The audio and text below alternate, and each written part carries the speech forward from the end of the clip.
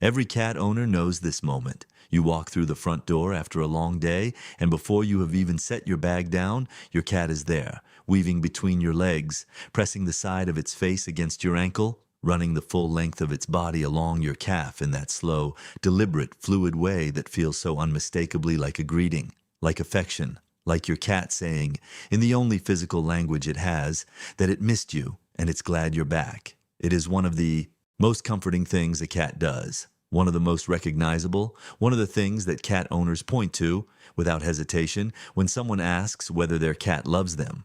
Of course it does. Look at how it rubs against me. But what if that behavior, that beautiful, familiar, deeply reassuring gesture, is not what you think it is? What if your cat rubbing against you has almost nothing to do with affection in the way humans understand affection? What if the real reason behind it is something far more ancient, far more territorial, and in some ways far more complex than a simple expression of love? And what if understanding the truth of it reveals something about your cat's inner world that is simultaneously more disturbing and more extraordinary than the story you've always been told? Here's the thing. The truth of what your cat is doing when it rubs against you does not mean it doesn't love you, but it means the love is stranger and deeper and more layered than most people ever realize. And by the time this story reaches its end, that gesture, that weaving, pressing, full body contact will carry a weight it never had before. Stay with me, because the piece of this story that will genuinely stop you is not the first thing I'm going to tell you. It's coming later, and it changes everything. Let's start with the biology, because to understand what your cat is actually doing when it rubs against you, you first have to understand something that cats carry on. Their bodies that is completely invisible to human perception, and yet maybe the most important communication tool in their entire behavioral repertoire. Cats have scent glands, not just one, not just in the obvious places. They have scent glands distributed across their bodies in a pattern so deliberate and so specific that it begins to look, once you understand it, less like a biological accident and more like a precisely engineered communication system. There are glands on the cheeks, on the forehead, just in front of the ears, under the chin, at the corners of the mouth, along the flanks of the body, at the base of the tail. Each of these locations produces a slightly different chemical cocktail, a specific blend of pheromones and organic compounds that carries information in a biochemical language so complex that science has only partially decoded it. And when your cat rubs against something, against the corner of a wall, against a piece of furniture, against your leg, against your face, it is not simply making physical contact. It is depositing this chemical information onto the surface it touches. It is leaving a message, layered, precise, and entirely invisible to you, but completely readable to any other cat that comes close enough to receive it. What most owners don't realize is that their home is covered in this invisible writing. Every corner your cat has ever rubbed, every door frame it has pressed its cheek against, every piece of furniture it has wound its body around. Every surface that carries the faint, undetectable to human signature of your cat's particular chemical identity. Your home, in the olfactory language that cats actually inhabit, is not a neutral space. It is a manuscript, written and rewritten and maintained continuously by the animal that considers it its territory. And you, your legs, your hands, your clothes, your face, are part of that manuscript. Something deeper is happening here than a cat that missed you while you were at work. This behavior has a name. Researchers in feline behavior call it bunting, specifically the head and face rubbing, and allo-rubbing when it occurs between two cats or between a cat and a human. And the more carefully scientists have studied it, the more layered its meaning has revealed itself to be. In multi-cat households, allo-rubbing between cats occurs most consistently between animals that are socially bonded, that share a positive affiliative relationship. Cats that are in conflict or that merely tolerate each other do not rub against each other. The behavior is reserved for those whose presence is not just acceptable but welcomed. Those who have been granted a kind of inner circle status in the cat's social world. When it was first studied in detail, researchers assumed the primary function was scent marking in the territorial sense, one cat imposing its chemical signature on another as a form of ownership or dominance, but the data didn't support that. Conclusion cleanly, because the rubbing between bonded cats is mutual, reciprocal, not one animal marking another in a hierarchy, but two animals exchanging scent, blending their chemical signatures, creating a shared olfactory identity, a group scent that marks them both as belonging to the same social unit. And this is where it gets interesting, because when your cat rubs against you, it is doing the same thing. It is not simply marking you as its possession, though that element is genuinely present. It is doing something far more intimate than that. It is mixing its scent with yours. It is creating a chemical composite that contains both of you, a shared identity that announces, in the biochemical language that cats actually speak, that the two of you are a unit. A group, a social pair that belongs together. Your cat is not just marking you. It is making you both smell like home to each other. Now let's slow down here, because I want to be honest about what this means and what it doesn't mean before we go any further. Does this mean that what your cat feels when it rubs against you is purely territorial, purely chemical, purely an ancient hardwired behavior that has nothing to do with the warm, specific, emotionally real thing we call love?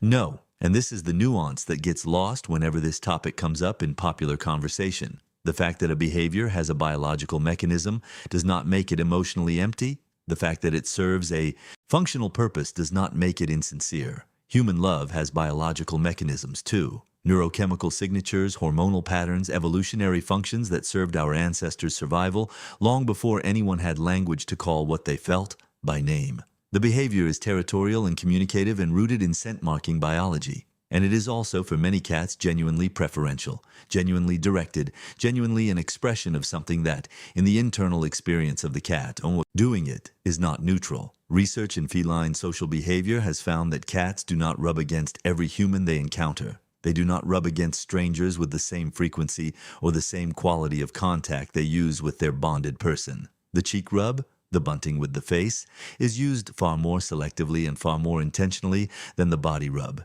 and the cats that bunt most frequently with a specific person are, in almost every documented case, the cats that show the strongest overall attachment behaviors toward that person across every other metric researchers use. The bunting is selective, it is directed, it is in the cats that show secure attachment, disproportionately aimed at the person they trust most completely. What most owners don't realize is that the specific location your cat chooses when it rubs against you tells you something precise and important about what it is communicating. The cheek, the forehead, the chin, these are the glands that produce the most complex, most identity-rich chemical signals. When your cat presses its face against yours, when it brings the corner of its mouth to your cheek, or presses its forehead deliberately against your chin, it is using the most personal, most chemically loaded part of its body to mark you, not the casual brush of a flank, the face, the place where its deepest identity signal lives. That is not a territorial stamp on a piece of furniture. That is something else entirely.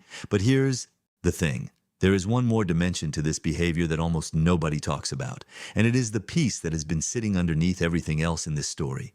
The piece I mentioned at the beginning that will change how you receive this gesture forever. Your cat is not only depositing scent when it rubs against you, it is also collecting it. The same glands that release chemical information also absorb it. When your cat presses its cheek against your hand, it is simultaneously leaving its signature on you and taking yours in. It is gathering the specific chemical data of your current state, your stress level, your health signature, your emotional weather, the particular biochemical fingerprint that is uniquely, precisely you in this moment, and incorporating it, processing it, adding it to the complex, continuously updated model of you that it has been building and refining since the beginning of your shared life. This is why your cat's rubbing behavior often changes in quality and frequency when you have been away for an extended period. The shared group scent that it has been maintaining has faded during your absence. Your smell on your body and your clothes and the surfaces of your home has shifted from the familiar composite it carries in its memory to something subtly altered,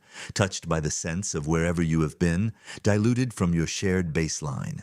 And your cat, returning to you after this absence, is not simply greeting you, it is recalibrating, rebuilding the olfactory bridge between you that makes its world feel whole. The urgency of that first moment rubbing when you come home after a trip is not performance. It is not theater. It is your cat restoring something that genuinely matters to its sense of security and belonging, the shared scent signature that marks you both as the same, that says, in the oldest and most fundamental language available, we are the same group. You are mine, and I am yours, and the evidence of that is written on both of us in a language that cannot be faked. Something deeper is happening in those moments than you have ever been able to see. And now let's bring this all the way forward to what this means.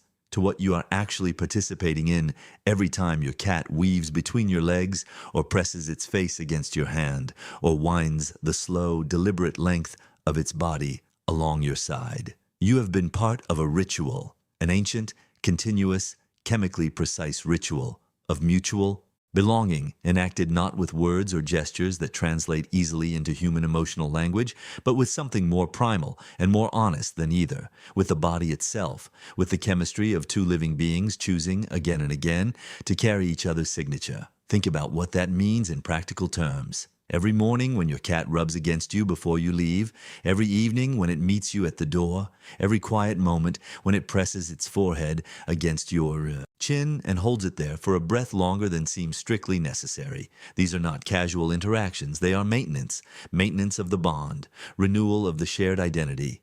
Your cat making sure, in the only language it fully trusts, that you still smell like each other, that the evidence of your togetherness is still written on both of you where it can be found. And here is what I want you to hold on to from this story. Yes, the behavior is territorial. Yes, it is biological. Yes, there is a mechanism behind it that is older than any word for love and more hardwired than any feeling we can describe. But your cat does not maintain this ritual with the furniture. It does not rub its face against the walls with the specific quality of attention it brings to the moments with you. It does not choose the corner of the doorframe as the primary recipient of its most personal, most chemically rich, most identity-laden scent glands. It chooses you, specifically, consistently, deliberately, over and over, in the morning, in the evening, when you have been gone, and when you have never left. As if the work of keeping you inside its scent, inside its definition of its own group, its own territory, its own identity, is work that never fully ends, work that must be renewed every day, every return, every quiet moment when the two of you occupy the same space. That is not nothing. In the language of what cats do with what they love most, that is everything. So the next time you feel that small, warm body press its face against your hand, take a breath, let it happen completely. Because what is occurring in that moment is one of the most ancient and most sincere acts of belonging that one living creature can offer another. Your cat is not just rubbing against you, it is writing your name into its own skin and asking, in the only way it knows how, that you carry it back. If this story gave you a completely new way of feeling that familiar gesture, share it with someone whose cat does this every single day. And if you want to keep going deeper into the extraordinary hidden world of your cat, we will always be right here,